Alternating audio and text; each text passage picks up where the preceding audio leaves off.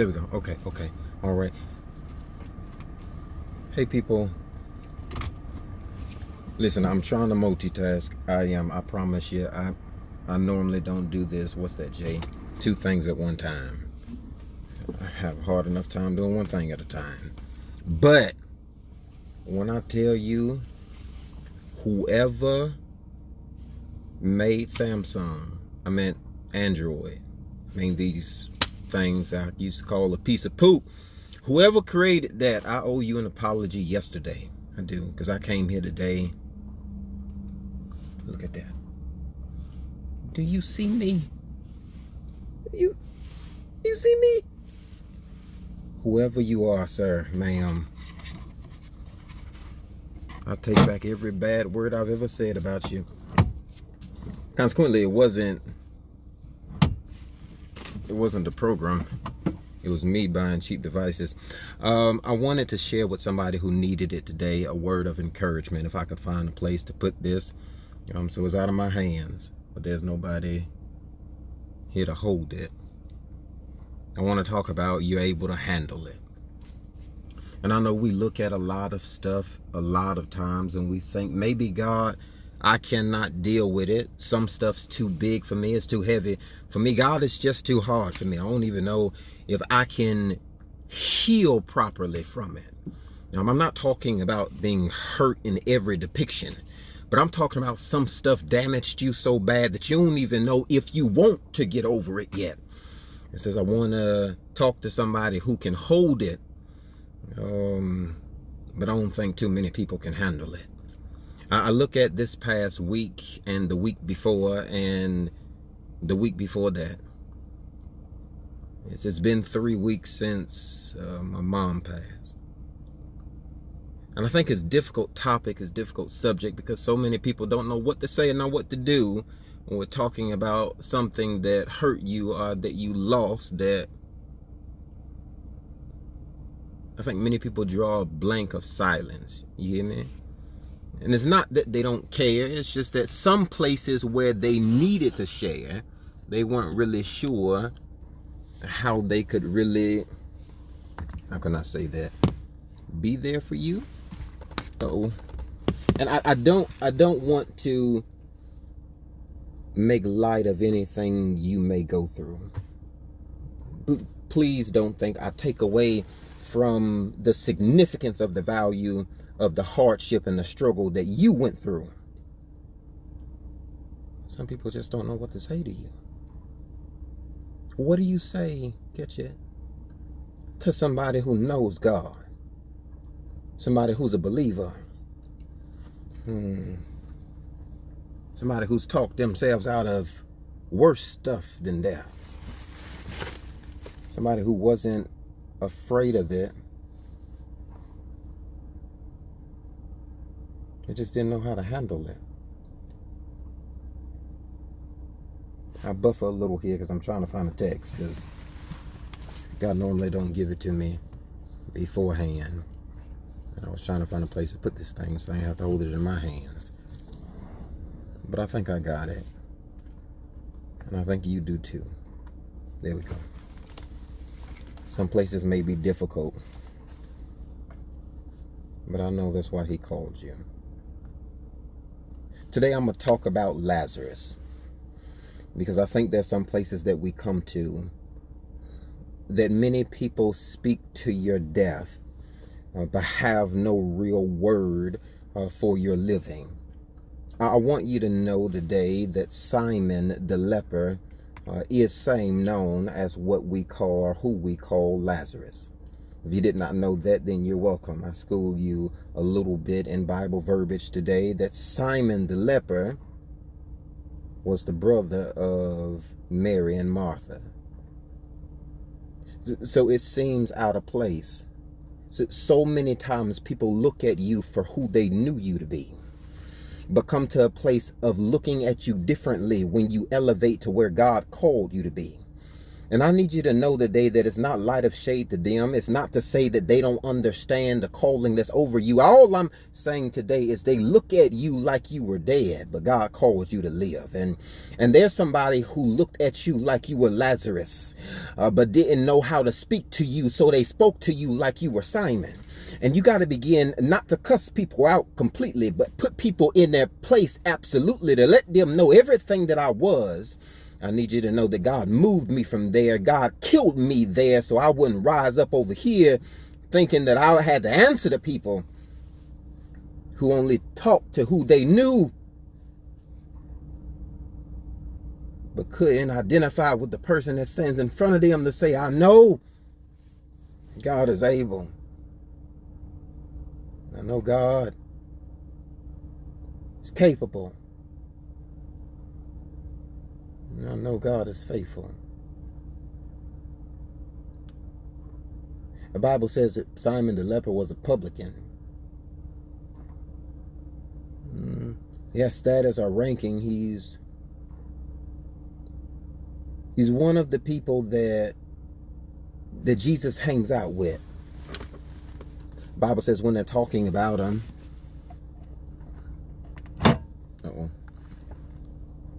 Bible says when they're talking about Simon, that they refer to him in reference to Jesus, the one that he loved. I wonder if that's better. And now they relate to him to being the one that Jesus loved because he did. He loved them. And people just have no idea the stuff that they say to you. They wouldn't say it if they knew how much God loved you. And folk just don't know the person that they're playing over is not one to be played with. If they only knew how much God cared about you, they would think twice before they came over here to try and lay shade on you. If people only knew the relationship, what God called you to do, beyond their knowledge, their understanding. So they look at you and doubt it and say, you're dead in it. Can't be delivered from it. Not sure how you're going to get up from this one, come back from that one. The Bible says this was the one that Jesus loved. But note his name now. His name is Simon the leper. Now relate that to be Simon the leper, as in Simon has leprosy. You hear me? That's difficult when you're a friend of God and you're struggling with something so bad in your private, and it starts oozing out in public. But you're a friend of God. It's crazy how you can know him and still know struggle. It's crazy how you can be fasting and praying and still can't get no prevailing in what you've been praying God fulfill for you. It's absolutely ridiculous sometimes how you can call yourself a believer and a devout Christian and an understander of the will of God, but sometimes it seems like the wheel of life runs all over you. It says he was a leper. There was his current condition, and he knew God. And I'm trying to find out. I'm trying to understand. I'm trying to see if I know him, doesn't that change the outlook for me? He said, Jeremiah, I want you to know this. God said to me in my past time, he said, Jeremiah, I want you to know this. I'll make it work out for your good. A lot of the times he didn't say people would understand it or see it as your good. And the problem that I think many of us face is that we look at stuff on the outside. And we thought that God was going to change it while we're still on the inside. And he says, I didn't come to make you feel good in it, but I made you so that you came out good out of it. And you got to know that the working for your good means that God determines it, that it all works together, but it won't make sense. And so Simon the leper makes no sense while you're going through what you're going through, and still know God. No sense while you look like what you look like, and though people look at you, can't understand you, can't nobody relate to you. Simon the leper is his current condition, because sometimes you find yourself in a place to say, God, I'm not sure if I know you, why you haven't changed it for me. It says his name is Simon the leper.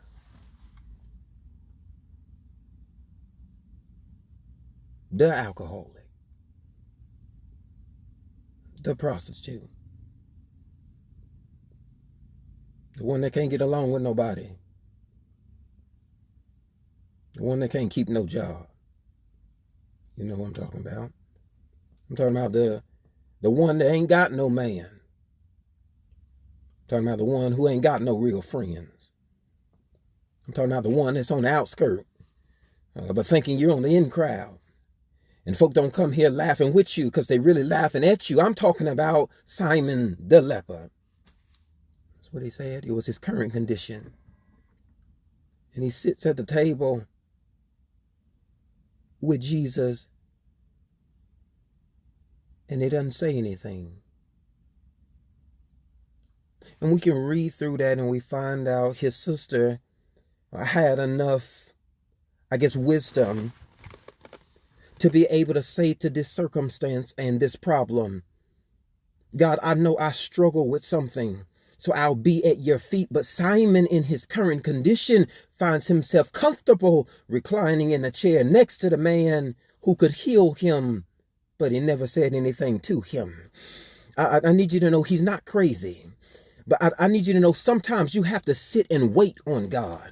He says, if you would just trust me, to wait through everything that I called you to see or deal with or put on you, that your outcome would be better than what it is. You begging for something in your income. Sometimes you have to change the way you look at it and say, God, I don't understand it. I don't see it. I'm not sure about it, but I'll sit here and relax in knowing that I stand in your grace and I stand in your favor. Says Simon at the table is relaxing and reclining in the chair, but Mary comes to Jesus and begins crying on his feet.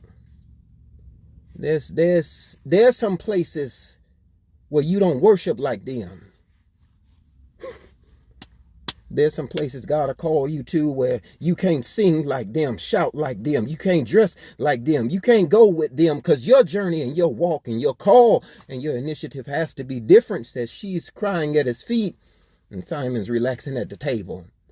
I just came to affirm somebody to tell you, though it look like all hell is going on around you, though it seems like everything's working out not for you, when it seems to the world that things are going to go opposite than what you projected over yourself, what you prophesied, what they said to you, it didn't look like what you said it was going to look like. Simon finds himself reclining. And he has leprosy. That's when you can get comfortable, knowing that the diagnosis that's over me now does not determine the faith that God has spoken to me. That's saying I know what the doctor said, but I know who I serve. And so I can come here and be refined in my mind and know that God is the one who holds all all the answers in time. I'm not confused. I'm not misled. I'm not jaded, and I ain't shaded to tell me that God don't know me enough to put in me everything that was capable of overcoming anything that would render me unable. I need you to know that Simon finds himself relaxing at the table, because sometimes you gotta chill out, bruh. You're doing too much. Simon said, relax. Sometimes you got to sit here and not understand why you're here. Simon said, relax, bro. Sometimes you ain't got to have the answer. You ain't got to know the conclusion. You ain't got to even know the beginning or the starting or what happened in the middle. Sometimes you got to not know and that be cool enough. Simon finds himself relaxing, reclining at the table. And he's struggling with leprosy. The Bible says that he struggled so bad, they had to move him out of his house.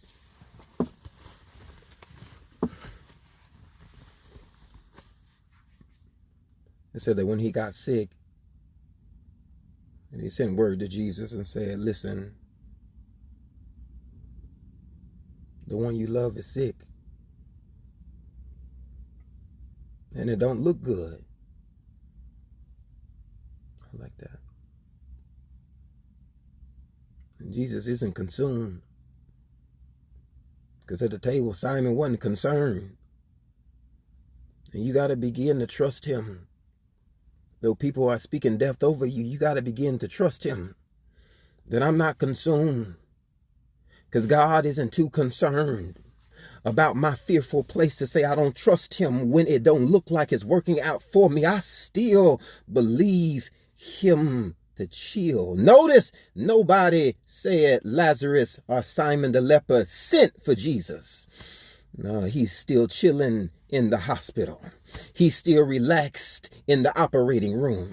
He's still refined in his faith to say that sometimes people will sign the death certificate for you, but you got to remain calm, remain sane, remain in your able stage to say, I know God is capable still, even though if it don't heal, I know God's will is greater than what I could ever believe, I doubt, or not even be sure about. It's Mary and Martha. All them sitting for Jesus. Simon ain't said nothing. Jesus says, I know where my bro at. And you got to begin to trust God so much that even when it comes down to the point where it's challenging your trust because it's hurting your body, it'll make other people walk away. It makes some people leave and say you're crazy today. It bring you to a place to be like, God, I'm not sure. It's what they're saying around me. But like he said to Jeremiah, some things I know it's hard for you to see, but don't be afraid of their faces and don't say the words that they said over you to you. I know they spoke death, but you speak life. I know they spoke failure, but you speak victory. I know that they said you couldn't, but you speak that you can. I know that they said because of where you've been, but you tell them where God said you're going. I don't want you to speak death. Simon couldn't ask for him to come. As Jesus said, this don't end like that. And I like that today because some people thought this was where you died. But you got to tell them when you coming out of it, that is where they were wrong. That this was not that and that ain't this, because sometimes you got to know God is greater than what you could ever believe or doubt or say I wouldn't come out. So Simon laid there 4 days dead. Jesus finally showed up. Bible says he was with his entourage. Limo pulled up.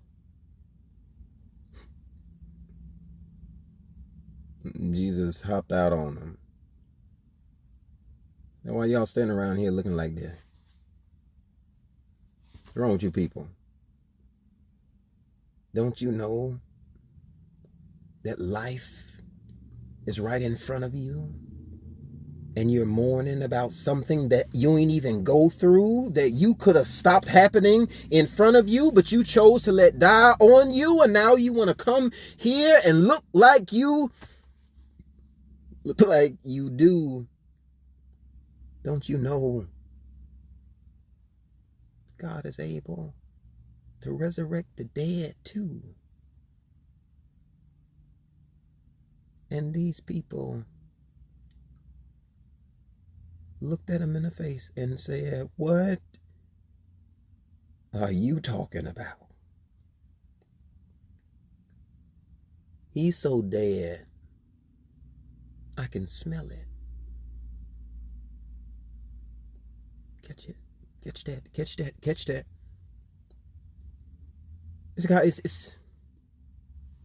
It's not that I don't want him to live.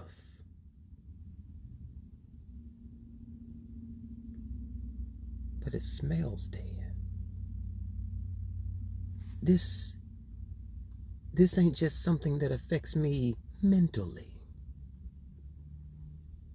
This is naturally, God. It's unnatural for him to come out because he smells dead. We're talking about moving from just praying about it. God, we got to do more than just pray. I'm not dealing with stuff that's just spiritual now. I'm dealing with stuff that's physical. I'm dealing with stuff that's mental. I'm dealing with stuff that's psychological. God,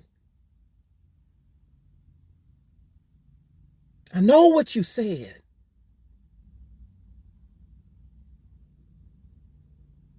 But there's some stuff that you spoke life over, God, that just smelled dead.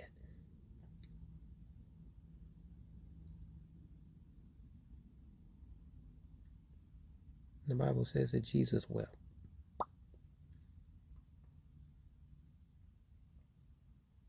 You ever cut up an onion?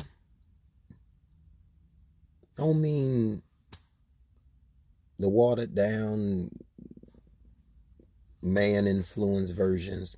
Remember when you were younger, your grandma would be in the kitchen cooking, and she'd be cutting up onions crying.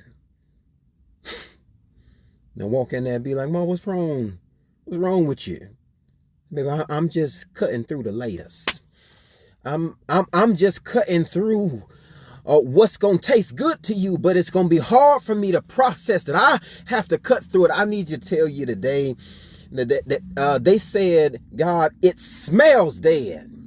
And Jesus started cutting through the layers and started crying on the outside because people didn't understand what type of work it took on the inside for you to do in the background to come out the way that you did. They don't know the nights you spent crying, praying that God would deliver you from that and from this. And they look at your win as it was a small defeat, but you got to begin to tell people, "I'm just cutting through the layers." Good God, he said, "I'm just cutting through the layers. I'm cutting through the layers of doubt. I'm cutting through the layers of family who can't really support you. I'm cutting through the layers of church friends who come to say that they anoint the purpose over you but can't speak life into you. I'm coming to cut through the layers." That's what he said. You can believe or not. I'm cutting through that chain of doubt. I'm cutting through any place to say I had to wait for them or believe them too. I'm cutting through all of that. I'm cutting through it and I'm sick of it. I'm cutting through it and I'm tired of it. I'm cutting through it, and some stuff you have to cut through until it hurts you. It makes you cry. Till it make you come to a place where, "God, it's the last time I'm crying over some stuff like this." You got to cut it. I don't mean you come to a place of just being conformed about it, comfortable in complacency. to say, yeah, she hurt me, but I'm going to go back over there. He said, I want you to cut through it. Cut it completely. Some of this stuff you should never have to deal with again. Some of this stuff you should never have to cry over again. Some of this stuff you should never bring yourself to say, God, I looked at a dead place and I struggled with it. Some stuff you got to cut and get that stuff up off you. And we come to the part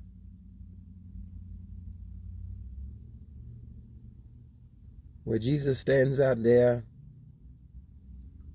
and starts screaming in the air, Lazarus. Now this whole time, Mary, Martha, the disciples, his friends, his family, the enemies, the buriers, the mourners, all these people out there talking about Simon. And Jesus shows up and says, Lazarus. When they come back to look for you, they won't be able to find you. And that's why so many people confused in this season, trying to find out if you bougie, if you done lost your mind, if you done got shot in the head and can't remember some of the stuff that they used to say to you, that you wouldn't, that you couldn't, that you can't, that you ain't. I know your past looked like this, but some places you got to forget them and forget that too. That God, not only did he move you, but he renamed you. They're saying, Simon, nothing's happening. And Jesus shows up and says, Lazarus, and all of a sudden the tomb starts rocking and the ground starts shaking. He says, Simon, and nothing happens. But Jesus shows up and says, Lazarus, and he then gets up and somebody has to move the tombstone. Somebody had to lay the foundation. Somebody had to move the rocks and the twigs and the trees out of the way. When Jesus shows up and calls you by your new and not who they know, things change around you. And today I'm thankful that God don't call me by who I used to be, but he called me for everything that he called me to be. So who I was, you struggle with that, baby. I pray that you get over it, but I done died to it, so I'm not struggling with it. But when I come here to look at everything God promised me, is not that everything that I was lost in, not everything that walked away from me, not everything that I may have struggled with, not every charge that I may have been convicted with, not everything that I had to bond out about, I cry over, or come to say, God, some stuff I needed to get over. It is the place where you come to say, God, I knew your grace then, but it delivered me to who I am now. So I'm not struggling with who I was. I'm moving on to who I am now. Simon, he said, who? Because I don't answer. The stuff in my past. They say, Simon, and he's silent in the tomb.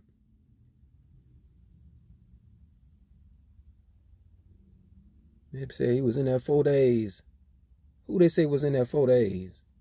Simon? They said, Simon don't live here, baby. Now, I couldn't come out the door. Y'all was knocking and I heard you, but you ain't called my name, so I didn't know if you was talking to me. There's a lot of dead things around here.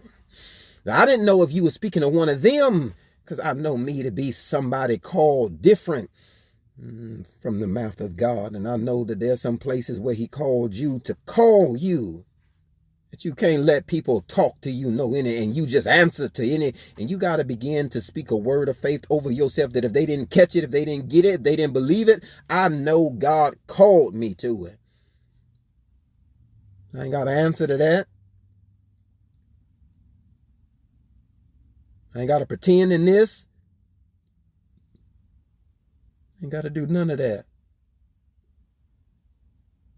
God ain't called me none of this. You say, Simon, God said, Lazarus.